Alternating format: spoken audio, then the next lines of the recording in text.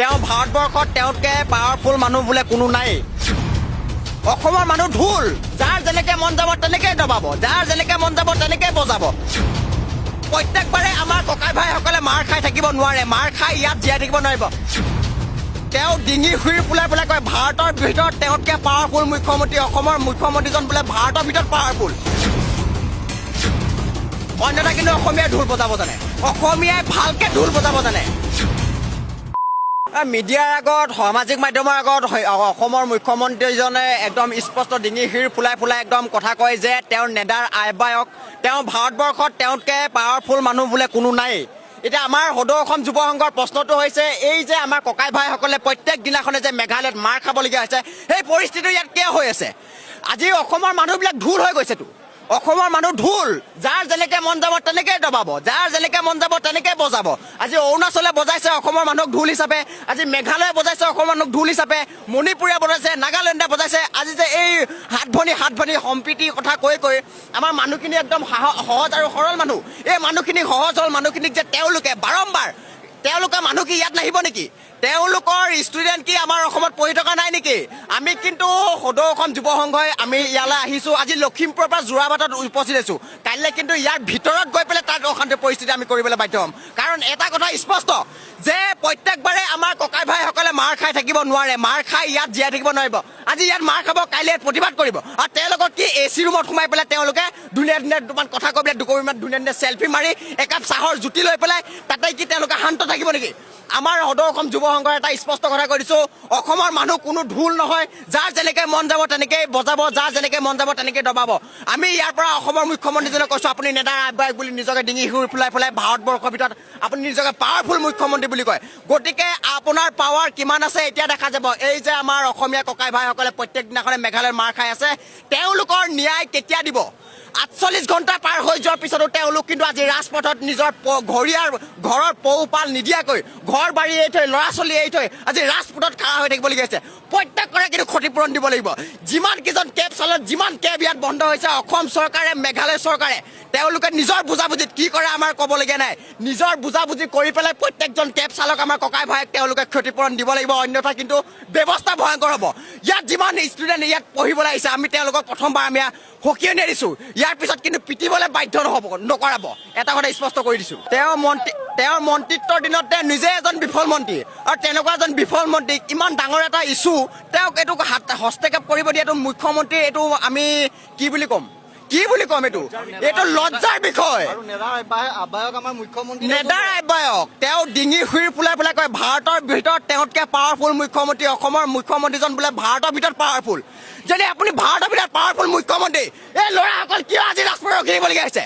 কিয় ৰখিবলগীয়া হৈছে? এওঁলোক ঘৰ দুৱাৰ এৰি ল'ৰা ছোৱালী এৰি পেলাই, ঘৰ পৰিয়াল এৰি পেলাই আহি পেলাই ৰাজপথত আন্দোলন কৰিবলগীয়া হৈছে, প্ৰত্যেক দিনাখন মাৰ খাইছে, আৰু আপুনি লাজ নাপায় নিজকে পাৱাৰফুল বুলি ক'বলৈ? আপুনি যদি পাৱাৰফুল, আজিৰ ভিতৰত এই আমাৰ ককাই ভাইসকলক সকলোকে যিমানখিনি ক্ষতিপূৰণ হৈছে ক্ষতিপূৰণ দিব লাগিব, বাহনৰ ক্ষতি দিব লাগিব, ঘৰ পোহপাল দিয়াৰ ক্ষতি দিব লাগিব। আৰু আপোনালোকে ক'ব লাগিব এটা কথা স্পষ্ট যে ইয়াৰ পিছত ভৱিষ্যতৰ দিনত অৰুণাচলে যিদৰে ঢোল বজাই আছে অসমৰ মানুহক, মেঘালয়ে যেনেকৈ অসমৰ মানুহক ঢোল বজাই আছে, এই ঢোল বজোৱা বন্ধ কৰক। অন্যথা কিন্তু অসমীয়াই ঢোল বজাব জানে, অসমীয়াই ভালকে ঢোল বজাব জানে। এইকেইটাক অতি সোনকালে আমি ইয়াৰ পৰাই কৈছোঁ, ইহঁতক সন্ত্ৰাসবাদী হিচাপে চিনাক্ত কৰিব লাগে। খাচী ষ্টুডেণ্ট ইউনিয়নক আমিতো অসমততো সোমোৱা বন্ধ কৰিছোঁ, ইহঁতক খাচী মানুহ এতিয়া অসমত সোমোৱা বন্ধ। আমাৰ অসমৰ মানুহ যেনেকৈ আমি তাত সোমোৱা বন্ধ কৰিছে, আমি কিন্তু পৰিস্থিতি ভয়াৱহ কৰিবলৈ আমি বাধ্য হ'ম। কাৰণ আমাৰ ইয়াত ককাই ভাইসকলে বহুত মাৰ খাই আছে, আৰু ইমানখিনি অত্যাচাৰ সহ্য কৰিব নোৱাৰি। গতিকে খাচী ষ্টুডেণ্ট ইউনিয়নৰ যিমানখিনি সভাপতি সম্পাদকে ধৰি পেলাই গোটেই ষ্টুডেণ্ট ইউনিয়নটোক সন্ত্ৰাসবাদী বুলি আপোনালোকে জনাব লাগে, আৰু সন্ত্ৰাসবাদী হিচাপে তেওঁলোকক চিনাক্ত কৰি গোটেইকেইজনক ৰাজপথত হয়তো এনকাউণ্টাৰ কৰিব লাগে, নহ'লে জেল হাজতলৈ পঠিয়াই আৰু লাভ নাই, তেওঁলোকক ৰাস্তাৰ মাজতে ফাঁচি দিব লাগে। কিন্তু ইয়াৰ পিছত যদি ভয়াৱহ পৰিস্থিতি হয়, অসমত যদি মেঘালয়ৰ মানুহে মাৰ খাবলগীয়া হয়, তেনেহ'লে কিন্তু ইয়াৰ কাৰণে সম্পূৰ্ণ অসম আৰু মেঘালয় চৰকাৰ আৰু এই খাচী ষ্টুডেণ্ট ইউনিয়ন জগৰীয়া হ'ব বুলি আমি স্পষ্ট কৰি দিছোঁ। অজন্তা নেওগ বাইদেউ আপোনাৰ ঘৰ ঘেৰাও কৰা হ'ব। আমি জানিব পৰা মতে কোনোবা এজন বহিৰাগত ঠিকাদাৰ MP আগৰৱাল নে MP আগৰৱালা, আমি তেওঁৰ নাম নাজানো ভালদৰে। কিন্তু এটা কথা আমাৰ মাইণ্ডছেটত সোমাই গৈছে এতিয়া, যে এই যিখন নদী খনন কাৰ্য চলালে, এইখন আপুনি কোনটো এষ্টিমেট বা কেনেকুৱা ধৰণে আপুনি কি চিন্তাত আপোনালোকে চৰকাৰৰ লগত একত্ৰিত হৈ এই নদীখনৰ খনন কাৰ্য চলালে। এতিয়া মানুহে আপোনাৰ এই নদীখনৰ কাৰণে ককবকাই থাকিবলগীয়া হৈছে। বিজ্ঞানসন্মত যদি প্ৰযুক্তি আপোনালোকৰ হাতত নাই, তেতিয়াহ'লে আপোনালোকে কিয় এইখিনি কাম কৰিছে? আপোনালোকৰ ওচৰত যদি ভাল অভিজ্ঞ ইঞ্জিনিয়াৰ নাই, তেতিয়াহ'লে আপোনালোকে এইখিনি কাম কিয় কৰিছে? আমাৰ মুকলি প্ৰশ্ন, এয়া ৰাইজৰ প্ৰশ্ন। আৰু স্পষ্ট কথা আপোনালোকে জানে, যিসকলে ঠিকা লৈছিলে, যিসকল চৰকাৰী পক্ষৰ মানুহ, আপোনালোকে স্পষ্টকৈ জানে যে পাহাৰৰ শিল, বালি, কয়লাৰ পানী, কয়লাকে ধৰি এই নদীখনত প্ৰবাহমান হৈ থাকে। আৰু তেনেস্থলত আপোনালোকে জানি শুনিও মাত্ৰ বাৰী কাষৰ ঢাপ মৰা খালৰ দৰে এখন জান খান্দিলে। আৰু সেই জানখনৰ পানীয়ে এতিয়া এই মানুহখিনিক জীয়াটো ভোগাইছে। একাঠু এবুকুলৈকে পলস,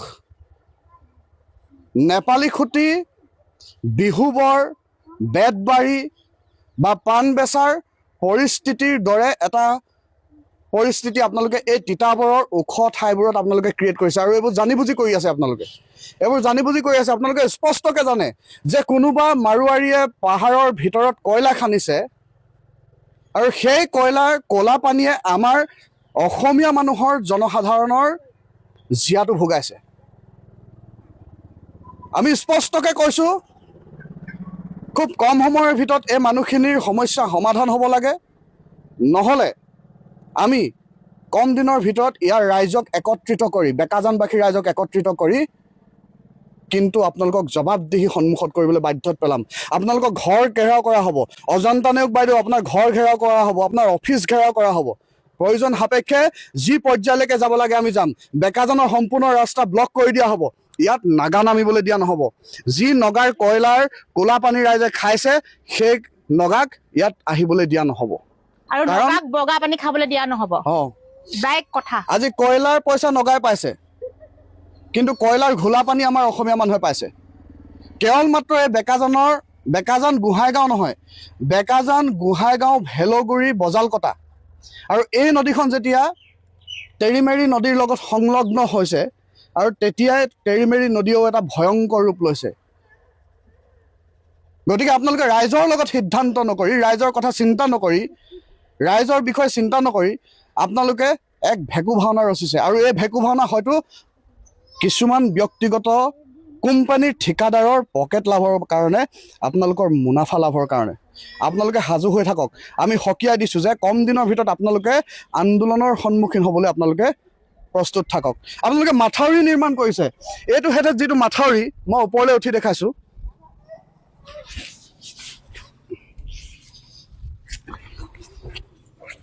এই যিটো মাথাউৰি, এইটো মাথাউৰি, এই সন্মুখতে আপোনালোকে এই সন্মুখ ভাগত, এই মাথাউৰিটোৰ সন্মুখ ভাগ আপোনালোকে ঠিকেই বনাইছে, ডাঙৰ, দেখিবলৈ ডাঙৰ। কেমেৰা ধৰিবনে তালৈকে মোক অকণমান? আপুনি ইফালে আহক, মই দেখুৱাই আছোঁ। আপোনালোকে সন্মুখৰ যিকণ কেমেৰা ঢুকি পাব লাগে, সেইকণ মাথাউৰি ঠিকে বনাইছে। কিন্তু আপোনালোকক আমি ক'ব খুজিছোঁ যে এই যিটো মাথাউৰি বনাইছে, তাৰপিছত ৰাস্তাৰ কাষৰ পৰা এইটো যিটো মাথাউৰি বনাইছে, এইটো মাত্ৰ এবেঙা। এইটো চাওক, এইটো মাত্ৰ এবেঙাহে হৈছে। এইটো চাওক, মোৰ ভৰি দুটাৰ তলত থকা এটা মাথাউৰি। গতিকে এয়া আপোনালোকে ভেকু ভাওনা কৰিছে। MP আগৰৱালা, আপোনাক সকীয়াই দিছোঁ এই গোহাঁইগাঁৱৰ এই মাথাউৰিৰ ওপৰৰ পৰা। আপুনি সাজু হৈ থাকক, ৰাইজৰ জবাব দিবলৈ আপুনি সাজু হৈ থাকক। মাত্ৰ এবেঙা, এইটো উটুৱাই নিবলৈ বেছি সময় নালাগে। আৰু নদীখন আপোনালোকে খান্দিছে, যিমানটো বহল আহিব লাগে হয়তো সিমানটো খনা নাই আপোনালোকে। পাহাৰৰ দম দম ঘেল, পাহাৰৰ দম দম ক'লা পানীয়ে এতিয়া নদীখন উপচাই পেলাইছে, লগতে ইয়াৰ খেতিপথাৰখিনি সম্পূৰ্ণ খেতিৰ বাবে অনুপযোগী কৰি পেলাইছে। গতিকে ইয়াৰ জবাব অজন্তা নেওগৰ প্ৰশাসনিক বিষয়াই দিব লাগিব, প্ৰশাসন বিষয়াই দিব লাগিব, MP আগৰৱালাই দিব লাগিব। আৰু এই কয়লা মাফিয়া মাৰোৱাৰী, কোন মাৰোৱাৰী নাজানো, কোন গুজৰাটী মাৰোৱাৰীয়ে এই কাম কৰি আছে ইয়াত নাজানো। এতিয়া আমি ইয়াৰ পৰা যদি লক্ষ্য কৰোঁ, পাহাৰৰ ওপৰত এটা ডাঙৰ ভূমিস্খলনৰ দৰে এটা বগাকৈ এডোখৰ চিম্বল দেখা পায়। আৰু আমি জানিব পাৰিছোঁ যে তাত আৰু পাহাৰ খহু খহু অৱস্থা হৈ আছে আৰু সেই পাহাৰ যেতিয়া খহি যাব তেতিয়াহ'লে আমাৰ ইয়াত নেপালী খুঁটিৰ দৰে পৰিস্থিতি হ'বলৈ বেছি সময় নালাগিব। অজন্তা নেওগ বাইদেউক আমি ক'ব খুজিছোঁ যে আপুনি তিতাবৰ সমষ্টিৰ পৰা ডেকাজনক কাঢ়ি আনি ৰাইজৰ আন্দোলনকো আপোনালোকে অৱজ্ঞা কৰি আপোনাৰ বুকুৰ মাজলৈ টানি লৈ গৈছিলে। গোলাঘাট সমষ্টিলৈ এই ডেকাজানবাসী ৰাইজক টানি লৈ গৈছিলে। ডেকাজানবাসী ৰাইজক আপুনি বুকুৰ মাজলৈ টানি নিয়াৰ পাছত এয়াই মৰম দিছে নেকি? আমাৰ প্ৰশ্ন আপোনালৈ। আপোনাৰ বিজেপিৰ চামচা কৰি থকা দালালিবোৰক ক'ব খুজিছোঁ যে আপোনালোকে কিয় আজি অজন্তা নেওগক বাধ্যত পেলাব পৰা নাই, MP আগৰৱালাক কিয় বাধ্যত পেলাব পৰা নাই যে এই কামখিনি সোনকালে সমাধান কৰিব লাগে। আহিয়ে দেখিছোঁ আজি ৰিম্পী বা মই ইয়াত ফুটেজ সংগ্ৰহ কৰিবলৈ ৰাইজৰ দুখ বুজিবলৈ আহিলোঁ আৰু আহিয়ে দেখিছোঁ যে 4জন মানুহে জিঅ' বেগৰ দৰে এটা সাধাৰণ চিমেণ্ট বেগ ক'লা ৰং কৰি থোৱা আনি পেলানি ইয়াতে ৰং কাম কৰি আছে। কিন্তু সপ্তাহৰ মূৰত বোলে এদিনহে কাম কৰিবলৈ আহে। আমি জানিছোঁ যে সপ্তাহৰ মূৰত এদিনহে কাম কৰিবলৈ আহে, কিন্তু এতিয়ালৈকে মানুহে 12বাৰতকৈ ওপৰত সন্মুখীন হৈছে, এই বানপানীৰ সন্মুখীন হৈছে। গতিকে ভেকু ভাওনা আপোনালোকে বন্ধ কৰক। আমি স্পষ্টকৈ কৈছোঁ, ভেকু ভাওনা বন্ধ কৰক। আপোনালোকে অনতি পলমে এই কামখিনি সমাধান কৰিবলৈ আগবাঢ়ি আহক, নতু আপোনালোকে ৰাইজৰ ব্যাপক গণ আন্দোলনৰ সন্মুখীন হ'বলৈ বাধ্যত পৰিব। সেইটো স্পষ্টকৈ সকীয়াই দিছোঁ। কলিজাত দম থকাৰ কাৰণে আজি অন কেমেৰা কৈছোঁ, কোনো কয়লা গাড়ী এফালে পাৰ হ'বলৈ দিয়া নহ'ব। লাগিলে প্ৰয়োজন সাপেক্ষে আমি মৰি যাম, কিন্তু যুঁজিম। সেইটো স্পষ্টকৈ কৈছোঁ। যোগেন মোহন ডাঙৰীয়া সাংসদ এজন, তেখেতৰ এনে মন্তব্য জানো শোভা পায়। তেখেতে কৈছে বোলে তৃতীয় শক্তি কংগ্ৰেছৰ আমাৰ লগত ফাণ্ডিং আছে। আমি পানী বটল এটা কিনিব পইচা নাথাকে কেতিয়াবা, আৰু আমাৰ ফাণ্ডিং আছে। ভাবিছে নেকি যে কিবা এটা কৰি আচলতে কিবা এটা পথ অৱৰোধ বা ভালকৈ এটা কাৰ্যসূচী ল'লে, ভালকৈ প্ৰতিবাদ হ'লেই কাৰোবাৰ ফাণ্ডিং থাকিব? এতিয়ালৈকে অহা নাই। মই কৈছোঁ যে লিংক আছে কথাটোত। আমাৰ মাজত বিভক্ত কৰা এটা ৰাজনীতি। আপোনালোকে কেনেধৰণে কথাটো লৈছে সেইটো ডাঙৰ আমাৰ বিষয়বস্তু নহয়, কিন্তু আমাৰ মাজত বিভক্তি হ'লে আমাৰ শক্তিটো কম হ'ব। এই বিজেপি কংগ্ৰেছৰ খেলখনত আমাৰ শক্তিটো কম হ'ব, এই খেলখনত আমাৰ পিঠি বহল হ'ব। আৰু 7 ভনী 6 ভনীৰ কথা কৈ আছে নহয়, 6 ভনীয়ে 1 ভনীক কোবাই থাকিব আৰু আমি আজি মনে মনে আছোঁ। মানে ৰাইজৰ ঢোল চবে বজাই আছে, ফুটবল আৰু খেলিছে এৰিছে। এনেকৈ নহ'ব আৰু নহ'লে আমিও আইন হাতত তুলি ল'বলৈ বাধ্য হ'ম। কিন্তু অসম চৰকাৰক শেষবাৰৰ বাবে সকীয়াই দিছোঁ যে আমি আইন হাতত তুলি ল'লে কিন্তু আমাক দোষাৰোপ নকৰিব। ধৈৰ্যৰ বান আমাৰো ছিগি যাব পাৰে।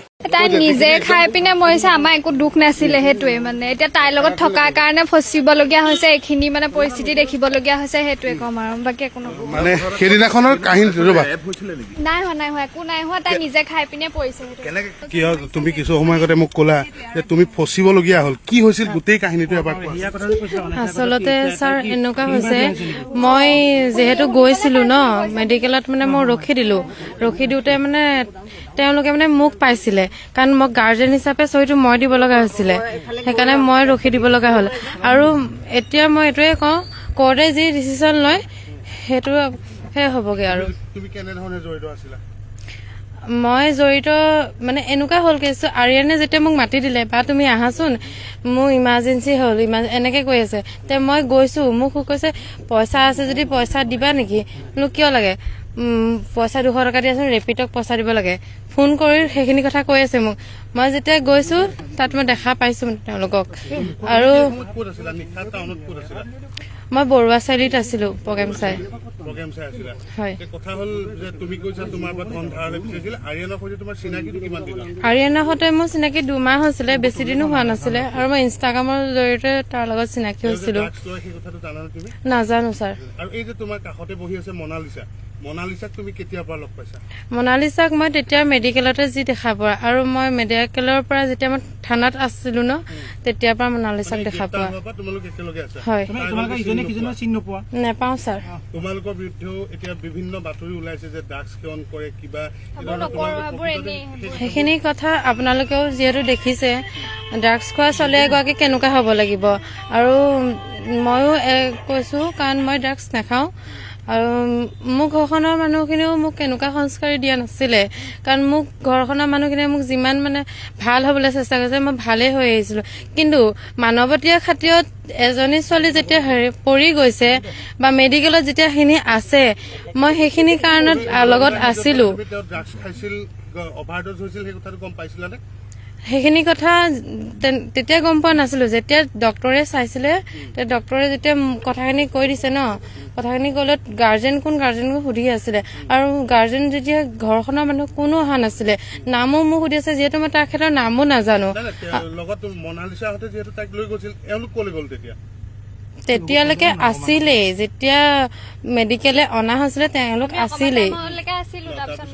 তাৰ পাছত তেওঁলোক নিজে নিজে মই গুচি গৈছে আৰু মই ৰখি থাকিলো, আৰু ৰখি পেলাই মোক কৈছে যে চাইনটো কৰি দিয়া। অন্বেষা ছোৱালীগৰাকী আজিলৈকে মই দেখিয়ে পোৱা নাছিলো আৰু মই চিনি নাপাও। হয়। মনালিছা, তুমি কোৱাচোন, দেৰি হৈছে যথেষ্ট, যে প্ৰকৃততে সেইদিনা কি হৈছিল তুমি সেই সেইটো এটা অভাৰডোজ হওঁতে মানে তাহাঁতি নিমখ খুৱাই দিলে ঠিক হ'ব বুলি ভাবিছিলে। সেইটো নিমখ খুৱাবলৈ মানে সিমানৰ এতিয়া গম নাপাওঁ কিমান খুৱাইছিলে, বাট তাইক মানে যিমানকণ ঠিক কৰিবলৈ চোৱাৰ কাৰণে নিমখকণ খুৱাবলৈ চাইছিলে। সেয়াই পানীৰ লগত খোৱা নাই, এনেকে মুখত দি পিনে হৈছে। এটা পেকেট নহয়, তাত মানে ৰাখি থোৱা আছিলে নিমখকণ, সেইকাৰণে পাকঘৰৰ পৰা আনি পিনে সি ফাৰ্ষ্টৰ পৰাই আছিলে। বাট মানে তাই যেতিয়া পৰি মানে অভাৰডোজ হৈ পৰিছে তেতিয়া অংকিত নাছিলে না, সেই ৰুমটোত আমি আছিলো। চিনি পোৱা মানে এনে মানে চিনি পাওঁ, খালি মানে সেনেকে লগ পোৱা নাছিলো। সেইদিনাখনে ফাৰ্ষ্ট টাইম লগ পোৱা আমি। তুমি পৰহি দিনাখন এটা ভাষ্য দিছা যে আমি তাই মাক নহয়, তাই নিজে অভাৰডোজ হৈ মৰিছে, আমি কি কৰিম, তুমি তেনেকে কৈছিলা। তোমাৰ বান্ধৱী নহয় জানো? তোমালোকৰ কিমান দিন আছে নাকি? মোৰ হ'ল 6-7 মান্থ মান হৈছিলে মোৰ চিনাকি হোৱা। বাট মই সেইটোতো মানে মাকে কোৱাৰ পিছতো তাই শুনা নাই, যেতিয়া মই কোৱাৰ পিছতনো ক'ত শুনিব, সেইটোৱে আছিলে। আমিতো কয়ে ন নাখাবি। তাই সেই চেণ্টাৰৰ পৰা অহাৰ পিছতো কৈছিলে মই ক্লিনে আছো, মই খোৱা নাই। সেয়াই আৰু মোৰ ভুল সেইটোৱে হ'ল, মই বিশ্বাস কৰি পিনে গুচি গৈছিলো।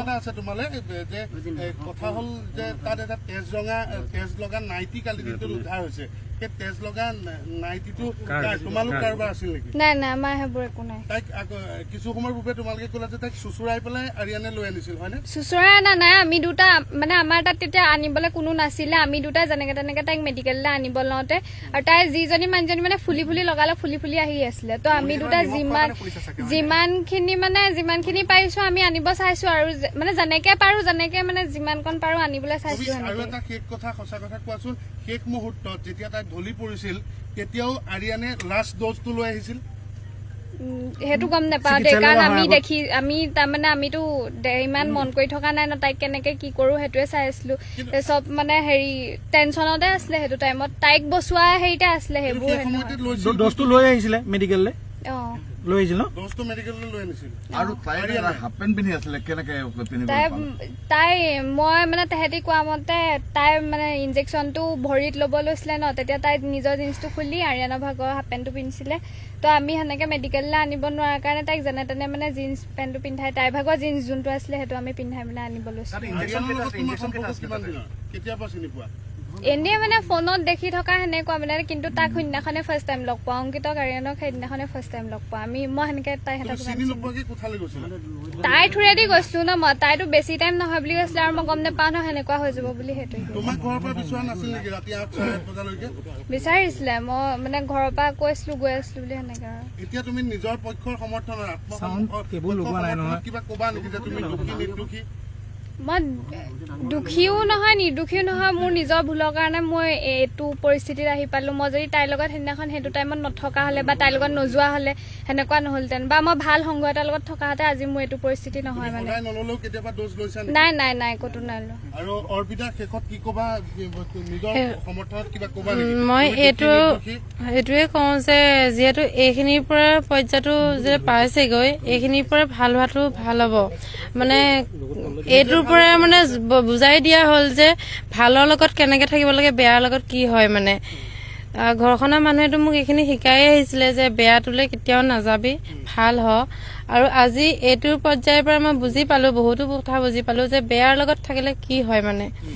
আৰু মই এইটোৱে কওঁ যে তুমি দোষী নে নিৰ্দোষী? মই নিৰ্দোষীয়ে হয় কাৰণ মই এই কেছটোত নাছিলোৱেই আৰু যিহেতু মই তেওঁলোকৰ ডেড বডিটো চাবৰ কাৰণে ডক্টৰে কৈ দিছে যে ডেড বডিটো ডেড হৈ গৈছে তেখেত ডেড হৈ যোৱাটো ঘৰখনৰ মানুহ কোনো নাছিলে ন আৰু চহীটো দিবলৈ কোনোৱে নাই আৰু মোক বাৰে বাৰে সুধি আছিলে যে কোন হয় তুমি কোন হয় মই তেতিয়া কৈছো মই তেওঁলোকৰ কোনো নহয় আৰু মই তেখেতৰ নামো নাজানো আৰু ঘৰখনৰ মানুহক বিচাৰিবৰ কাৰণে মই ওচৰ পাজৰ মানুহকো বাৰে বাৰে কৈ আছো যে ঘৰখনৰ মানুহ যদি কোনোবা আছে কথাটো কৈ দিয়ক না তেখেতক চাবৰ কাৰণে আৰু মই ৰখিয়ে আছো মই ৰাতিপুৱা 3:30লৈকে মই ৰখি আছো কাৰণ ৰাতি পুৱাও হৈ গৈছেগে বাকীসকল তোমাৰ লগত থকা মনালিছা তেতিয়া নোহোৱা হৈ গ'ল ন তেতিয়া তেখেতলোক নাই তুমি যোগাযোগ কৰিবলৈ চেষ্টা কৰিছিলা মই যোগাযোগ কৰি আছো মোবাইলটো বিজি হৈ আছিলে সেইদিনাখন তাত কোন কোন আছিলে আৰু মই মনালিছাক ফোন কৰা নাছিলো বাৰু মই ফোন কৰিছো আৰিয়ানকহে যিহেতু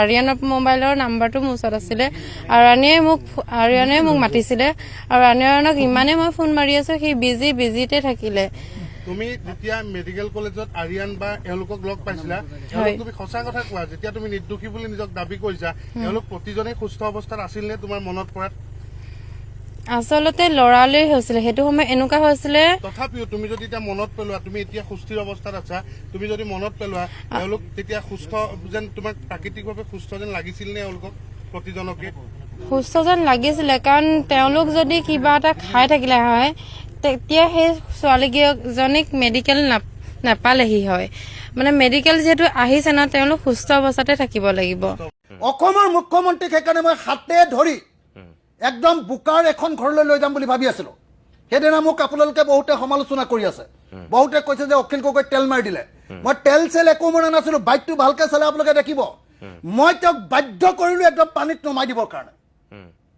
বাধ্য কৰি দিলো তেওঁলোকেতো কি কৰে একদম ডাইৰেক্টলি হেৰিয়াত নামেগে হেলিকপ্টাৰ গৈ তেওঁলোকক একদম ৰেড কাৰ্পেট পাৰি দিয়ে মই বুদ্ধি কৰি মই ঠিক কৰি থৈ দিছো এইটো ঠাইত আৰু এইটো ঠাইত তেওঁক পানীত নমামে মই এইমতে মই পানীত ডুবাই দিছো তেওঁ নিজে নমা নাছিলে ক'ত নামিছে তেওঁ হেৰিয়াতে নাছিলে চাওক আপোনালোকে নিজৰ অফিচিয়েল হেৰিয়াত চাওক নাই নহয় মই কৈ আগদিনা ৰাতিপুৱা কি কৰিছো আগদিনা হেৰি কৰিলো পিছদিনা ৰাতিপুৱাই মই কি কয় তাতে পীযুষ হাজৰিকাই ডিউটি মাৰি আছেগেতো পীযুষ হাজৰিকাই ক'লো যে চিএমক ফোনটো লগালে মই দাদাক ক'লো যে চিএমক ক'লো যে দাদা হেৰি কি কয় আপুনি কিন্তু মোৰ এই দুখন স্কুল একদম গাৰ্লছ কলেজ একদম লগতে শিৱদৌলৰ লগত আৰু এখন স্কুল এনেকুৱা হৈ আছে তাত সোমাব লাগিব তেওঁ কৈ দিলে হ'ব বুলি লগে মই পীযুষ হাজৰিকাক ক'লো ডিচিক ফোন কৰ এই মাত্ৰ প্ৰগ্ৰেমৰ ভিতৰত ভৰা লগে ডিচিক ফোন কৰিলে ডিচিক ফোন কৰি লৈ গ'লো মই লৈ গৈ মানুহজনেও কি হৈ গ'ল যে মই যে সেইকেইদিন হেৰি কৰি আছো মানুহে মোক বিৰাট বেছিকে প্ৰশংসা কৰি আছে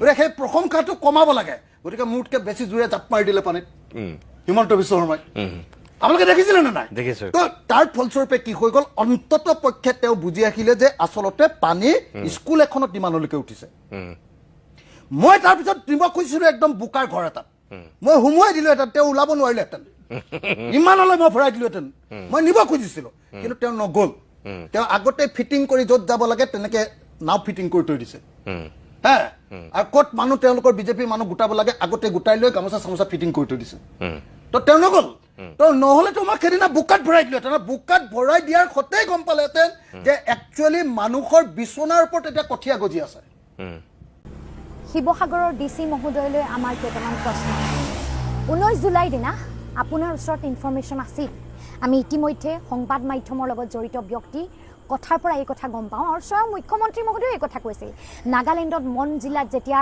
ভয়ংকৰ বান পৰিস্থিতিৰ আৰম্ভণি হৈছিল আপোনালোকে খবৰ পাইছিল আপুনি জানিছিল যে শিৱসাগৰ জিলাতো তেনে পৰিস্থিতিৰ সৃষ্টি হ'ব পাৰে নাগালেণ্ডত হোৱা প্ৰবল বৃষ্টিপাতৰ ফলত শিৱসাগৰ জিলাৰ ৰাইজ অতি ভয়ংকৰ পৰিৱেশৰ সন্মুখীন হ'ব পাৰে এই কথা আপোনালোকলৈ মেছেজ আহিছিল ইনফৰমেশ্যন আহিছিল তাৰ পাছতো আপোনালোকে ৰাইজক আপুনি নিজৰ প্ৰশাসনৰ জৰিয়তে বিষয়াসকলৰ জৰিয়তে দুৰ্যোগ প্ৰশমন বিভাগে কিয় ৰাইজক নজনালে কিয় ৰাইজৰ ওচৰলৈ এইটো ইনফৰমেশ্যন নগ'ল যে ভয়ংকৰ বান পৰিস্থিতিৰ সম্ভাৱনা অসমত সেই দিনটোত আছিল মাজ ৰাতিলৈ ৰাইজ বিপদত পৰিছিল যেতিয়া বিপদত পৰিছিল তেতিয়ালৈকে ৰাইজৰ হাতত একো কৰিবলৈ উপায় নাছিল কিন্তু আপোনালোকৰ হাতত উপায় আছিল আগবেলাতে 19 তাৰিখৰ আগবেলাতে আপোনালোকে খবৰটো পোৱাৰ পাছত যদি ৰাইজক আপডেট দিলেহেঁতেন সংবাদ মাধ্যমৰ জৰিয়তে যিকোনো উপায়েৰে ৰাইজৰ ওচৰলৈ সেই ইনফৰমেশ্যনটো জনালেহেঁতেন ৰাইজক সতৰ্ক বানি দিলেহেঁতেন তেতিয়াহ'লে ৰাইজ এইদৰে বিপদত নপৰিলেহেঁতেন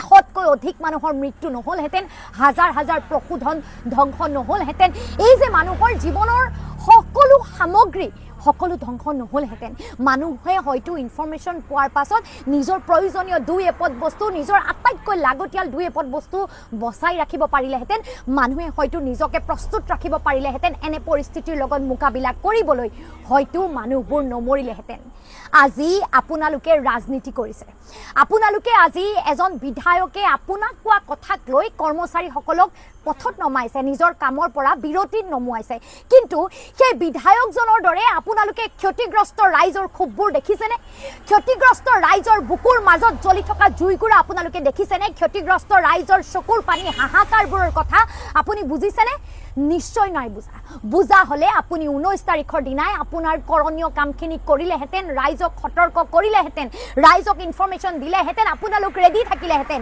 কিন্তু সেইদিনা ৰাতিলৈ কোনো ৰেডি নাছিল ইনফৰমেশ্যন দিয়াৰ পাছত এনে পৰিস্থিতিৰ লগত মোকাবিলা কৰিবলৈ প্ৰশাসনৰ হাতত একোৱেই নাছিল সেই দিনাটো বাদ দিয়ক তাৰ পিছৰ দিনকেইটাতো প্ৰশাসনে মোকাবিলা কৰিব পৰাকৈ ৰাইজক সকাহ দিব পৰাকৈ সঁহাৰি দিব পৰাকৈ মৃত্যু মুখত পৰাজনক উদ্ধাৰ কৰি আনিব পৰাকৈ প্ৰশাসন প্ৰস্তুত নাছিল এই গোটেই গাফিলতিবোৰ লুকুৱাই এতিয়া আপোনালোকে ৰাজনীতিত নামিছে আজি 15,000 টকাটোৰ ক্ষেত্ৰতো বিজেপিকৰণ কৰা হৈছে বিজেপি হ'লে পায় বেলেগে নাপায় ক্ষতিগ্ৰস্ত ৰাইজক 15,000 টকাৰে আপোনালোকে একোৱেই দিব নোৱাৰে কিন্তু প্ৰশ্নটো এইটো যে এই যে 15,000 টকাটো এই 15,000 টকাটো কোনো মন্ত্ৰী আমোলাৰ পকেটৰ টকা কোনো প্ৰশাসনিক বিষয়া প্ৰশাসনৰ কৰ্মচাৰীৰ পকেটৰ টকা নে ৰাইজৰ টকা এয়া হৈছে ৰাইজৰ টকা টেক্সপেয়াৰ্ছ মানি যিসকল ক্ষতিগ্ৰস্ত সেই প্ৰতিটো ক্ষতিগ্ৰস্ত পৰিয়ালে পাবই লাগিব বুলি দাবী কৰিবলৈ যাওঁতে আপোনালোকে ৰাজনীতি কৰিবলৈ আৰম্ভ কৰিছে কিন্তু আপোনালোকক আমি স্পষ্টকৈ কওঁ এনে ৰাজনীতি কৰি প্ৰকৃত কথাৰ পৰা আপোনালোকে ফালৰি কাটিব নোৱাৰে এনে ৰাজনীতি কৰি ক্ষতিগ্ৰস্ত ৰাইজক আপোনালোকে ক্ষতিপূৰণ নিদিয়াকৈ নিজৰ কৰ্তব্যৰ পৰা গাফিলতি কৰি আপোনালোকে ৰাইজক প্ৰকৃত সুদুত্তৰ নিদিয়ালৈকে আপোনালোককো কোনো খুদাই নেৰে আপুনি স্পষ্ট কৰিব লাগিব 19 তাৰিখে কাৰ ভুলৰ বাবে 100তকৈ অধিক মানুহ মৰিলে কিয় ইনফৰমেশ্যন পোৱাৰ পাছতো ৰাইজক আপোনালোকে ইনফৰমেশ্যন নিদিলে কিয় দিব নোৱাৰিলে তাৰ উত্তৰটো আমাক কিন্তু লাগিব আপোনালোকে আমাক সেই উত্তৰ দিব লাগিব আপোনালোকে প্ৰকৃততে সেই কথা জানিছিল নে নাই যদি জানিছিল কিহৰ এলাহত আপোনালোকে ৰাইজক খবৰ নিদিয়াকৈ থাকিল এই উত্তৰটো কিন্তু আমি এতিয়াও জানিবলৈ বিচাৰো আৰু বিচাৰি থাকিম ক্ষতিগ্ৰস্ত প্ৰতিটো পৰিয়ালে 15,000 টকাৰ যি সাহায্য সেই সাহায্য আৰু অন্যান্য যি সাহায্য আছে প্ৰত্যেকটো সাহায্য পাব লাগিব যদি নাপায় আমি কিন্তু মনে মনে নাথাকিম আমি কিন্তু তাৰ উত্তৰ বিচাৰিম আৰু ৰাইজ মনে মনে নাথাকে আজি আপোনালোকে নামিছে কিন্তু যেতিয়া ক্ষতিগ্ৰস্ত বানাক্ৰান্ত ৰাইজ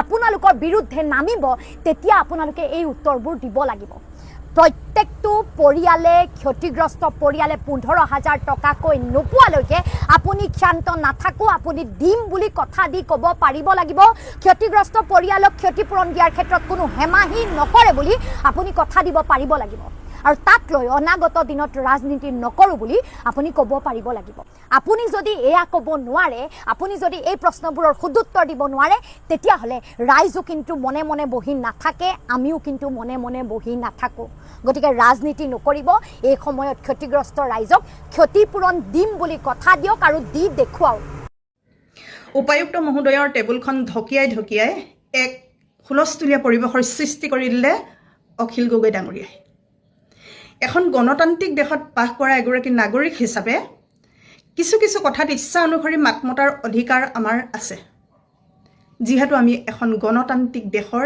একোজন নাগৰিক হয় প্ৰথম কথাটো হৈছে সদনৰ সেই বেঞ্চখন আৰু উপায়ুক্ত মহোদয়ৰ এই টেবুলখনৰ মাজত আকাশ পাতাল পাৰ্থক্য আছে সদনৰ মজিয়াত ঠাই পাবলৈ যিবোৰ কৰিব লাগে তাতোতকৈ হাজাৰ গুণে কষ্ট আৰু সাধনা কিন্তু এই আসনখনৰ কাৰণে কৰিব লাগে বহুত বেছি কষ্ট আৰু সাধনাৰ বলতহে এই আসনখন লাভ কৰিব পাৰে বয়সত লাগিলে যিমানেই সৰু নহওক কিয় সেই আসনখনক এজন বিধায়ক হিচাপে আপুনিও সন্মান জনোৱাটো প্ৰয়োজন আছে বুলি আমি ভাবোঁ এটা হুলস্থুলীয়া পৰিৱেশৰ সৃষ্টি নকৰি খুব মাৰ্জিত ভাষাৰে কথা বাৰ্তাৰ মাজেৰেও সমস্যাবোৰ সমাধান হ'লহেঁতেন বুলি আমি অনুভৱ কৰোঁ তৃতীয় কথাটো হ'ল উপায়ুক্ত মহোদয়লৈ আমাৰ এটা বিনম্ৰ অনুৰোধ, আপুনি এই আসনখন বহুত বেছি কষ্ট আৰু সাধনাৰ ফলতহে লাভ কৰিছে, গতিকে আসনখনৰ মৰ্যাদাহানি হ'বলৈ আপুনি কেতিয়াও নিদিব। অৰ্থাৎ কাৰোবাৰ চাবি দিয়া পুতলা হৈ আপুনি কেতিয়াও সমাজৰ কাৰণে কাম কৰিবলৈ আগ নাবাঢ়িব। আজি বানাক্ৰান্ত অঞ্চলৰ কাৰণে আপুনি অশেষ কষ্টৰে কামবোৰ কৰি আছে, আমি দেখি আছোঁ আৰু শুনি আছোঁ। কিন্তু আপোনাতকৈও বেছি কষ্ট অৰ্থাৎ গ্ৰাউণ্ডত থাকি কাম কৰি আছে অখিল গগৈ ডাঙৰীয়াই। সেয়েহে বানাক্ৰান্ত অঞ্চলৰ কি বৰ্তমান সময়ত অসুবিধা আছে, কেনেকুৱা সমস্যাত মানুহবোৰ ভুগি আছে, সেই কথাখিনি কিন্তু মাননীয় মুখ্যমন্ত্ৰী ডাঙৰীয়াতকৈও খুব বেছি ভাল ধৰণে অখিল গগৈ ডাঙৰীয়াইহে আপোনাক ক'ব পাৰিলহেঁতেন বুলি আমি অনুভৱ কৰোঁ। সেই মুহূৰ্তত আপুনি অকণমান হ'লেও অখিল গগৈ ডাঙৰীয়াৰ পৰা কথাবোৰ জানিবলৈ ইচ্ছা কৰিব লাগিছিল বুলি আমি অনুভৱ কৰোঁ। তাকে নকৰি আপুনি কেৱল মাত্ৰ মাননীয় মুখ্যমন্ত্ৰী ডাঙৰীয়াই কোৱাৰ কথাৰ মতে আগবঢ়াৰ কাৰণে আজি এই পৰিৱেশ পৰিস্থিতিৰ সৃষ্টি হৈছে। আকৌ কম, এই বানাক্ৰান্ত অঞ্চলত গ্ৰাউণ্ডত থাকি মাননীয় মুখ্যমন্ত্ৰী ডাঙৰীয়াই কিন্তু কাম কৰা নাই। কাম কৰিছে আপুনি, কাম কৰিছে অখিল গগৈ ডাঙৰীয়াই। গতিকে আপোনালোক দুয়োজনৰ মাজত এটা আলোচনা হোৱাটো খুবেই প্ৰয়োজন আছে। তেওঁ যদি কিবা মানহানি হৈছে বুলি ভাবিছে নিজকে, তেতিয়াহ'লে তেওঁ আপোনাৰ কোৰ্টৰ সহায় ল'ব পাৰিলেহেঁতেন। সেই কামটোহে ডিচিজনে কৰিব লাগে। জিলা প্ৰশাসন মানে জিলাখনৰ মেইন মানুহজন এতিয়া কাম কাজ বন্ধ কৰি ৰাজপথলৈ অহা কথাটো কৈছো। মানে ৰাইজে প্ৰতিবাদ কৰে, আপোনাৰ যাৰ এগেইনষ্টত প্ৰতিবাদ হয় সেই মানুহ এতিয়া ৰাস্তাত আহি গৈছে। মানে সেই কথাটো আমি বুজি নাপাওঁ। সেইটো দুৰ্ব্যৱহাৰ নহয়, প্ৰশ্ন উত্থাপন কৰা হৈছে যে আপোনালোকে যি আচলতে ক্ষতিপূৰ্ণ তালিকা প্ৰস্তুত কৰিছে তাত ইমান বিসংগতি কিয় হ'ল? IS-টো কি বস্তুটো? IS-ক প্ৰশ্ন কৰিব নোৱাৰে বুলি কথা নাই। আপোনাৰ সেই জিলা প্ৰশাসনৰ DC অফিচৰ যি সাধাৰণ থাৰ্ড গ্ৰেডৰ কৰ্মচাৰীৰ আপোনাৰ যিমান অধিকাৰ বা যিমান আপোনাৰ প্ৰশ্ন সন্মুখীন হ'ব পাৰে DCও হ'ব। ডিচিটো পাব্লিক চাৰ্ভেণ্ট। আপোনাৰ একেবাৰে তলৰ থাৰ্ড গ্ৰেড ফৰ্থ গ্ৰেডৰ পৰা আৰম্ভ কৰি একদম ওপৰৰ যিগৰাকী আপোনাৰ আয়ুক্তলৈকে একেই। তেওঁলোকৰ কাৰণে বেলেগ এক্টিয়াৰ নাই, তেওঁলোকৰ বেলেগ আপোনাৰ ক্ষমতাও নাই। আপোনাৰ ডিচিক জনপ্ৰতিনিধি এগৰাকীয়ে যাক আচলতে ভোট দি ৰাইজে জিকাইছে, তেওঁ ৰাইজৰ সমস্যাবিলাক এই DC গৰাকীৰ ওচৰলৈ লৈ যাবই। DC হৈছে মুখ্যমন্ত্ৰীৰ প্ৰতিনিধি, জিলাখনৰ তেওঁ আচলতে মূল মানুহ। সেই মানুহজনক আপোনাৰ বানপীড়িত ৰাইজৰ হৈ বিধায়কগৰাকীয়ে তুলি ধৰিব কথা বতৰাবিলাক। তাত কেনেকুৱা আচলতে আপত্তি কৰিবলগীয়া বিশেষ কিবা কিবি যে আছে আমি দেখা নাই। ভাইৰেল হোৱাৰ পাছত মই ভাবো যে ভাইৰেল হোৱাটো মই বেয়া হৈছে বুলি ক'ব বিচৰা নাই, কাৰণ প্ৰটকলৰ কথা কোৱা হৈছে যে ভাইৰেল হ'ব নালাগিছিলে। কিন্তু এটা কথা চাব আপোনালোকে, সেই ভাইৰেল হোৱাৰ প্ৰয়োজনীয়তা থাকে। ডিচিজন যেতিয়া আপোনাৰ ৰাইজৰ সমস্যাক নিজৰ সমস্যা বুলি বুজি নাপাব, যেতিয়া আপোনাৰ সেই পানী নোহোৱা মানুহক তেওঁ আপোনাৰ তালিকা প্ৰস্তুত কৰি ক্ষতিপূৰণ দিব, তাৰ কাৰণে ভুক্তভোগী পৰিয়াল বাদ পৰি থাকে। এতিয়া সেই ভিডিঅ'টো যেতিয়া ৰিলিজ হ'ব, তেতিয়া আচলতে সেই ডিচিজনৰ ওপৰত এটা প্ৰেচাৰ পৰিব। ৰাইজে যে প্ৰতিবাদ কৰিছে সেই কথাটো আহিব, আৰু ৰাইজৰ প্ৰতিবাদটো আপোনাৰ আগ ধৰিছে আপোনাৰ বিধায়কজন জনপ্ৰতিনিধি, তেওঁ আপোনাৰ ৰিপ্ৰেজেণ্ট কৰিব লাগিব ৰাইজক। গতিকে ৰাইজৰ কথা বতৰাবিলাকে উত্থাপন কৰিছে। বেলেগ কি কথানো আছিলে তাত? আমিতো বেলেগ কথা একো শুনাই নাই তাত। আমি শুনিছো মুঠতে বানাক্ৰান্তৰ কথা। এই মুহূৰ্তত আমি লক্ষ্য কৰিছো প্ৰতিটো মুহূৰ্তত বিধায়ক হিচাপে অখিল গগৈ ডাঙৰীয়া আমি দেখিছো দিন ৰাত একাকাৰ কৰি দিছে। প্ৰতিটো মুহূৰ্তত তেওঁ বানপীড়িত ৰাইজৰ কাষত থিয় দিছে। এই মুহূৰ্তত আমাৰ অখিল গগৈ দা আমাৰ উপদেষ্টা হয়, তেখেত সঁচা কথাটো ক'বলৈ তেওঁ জনতাৰ কণ্ঠ, সেই কথাটো এইবাৰ উজনি অসমৰ বানপানীয়ে আকৌ এবাৰ প্ৰমাণ কৰিছে। গতিকে এই সময়ছোৱাত আমি দেখিছো ডিচিজনৰ যি ধৰণৰ ৰেছপনচিবিলিটি, যি ধৰণৰ দায়বদ্ধতা থাকিব লাগে সেইটো আমি দেখা নাই, সেই কথাটো কৈছো। গতিকে সেইটো যে আপোনাৰ পাব্লিক হৈ গ'ল কাৰণে বহুত কিবা কিবি একো হোৱা নাই, পাব্লিক হৈ গ'ল তাততো তেনেকুৱা অৱশ্য একো মাতটো মতা নাই। কোৱা হৈছে যে আপোনাৰ যদি কাম কৰিবলৈ বেয়া পাইছে, যদি কাম কৰিবলৈ ইচ্ছা নাই, তেতিয়াহ'লে গুচি যাওক। ৰাইজৰ কাৰণে যদি পাব্লিক চাৰ্ভেণ্ট হোৱাৰ পাছত যদি আপুনি কাম কৰিব নিবিচাৰে, তেতিয়াহ'লে আপুনি গুচি যাওক। সেইটো কি বেয়া কথা হৈছে?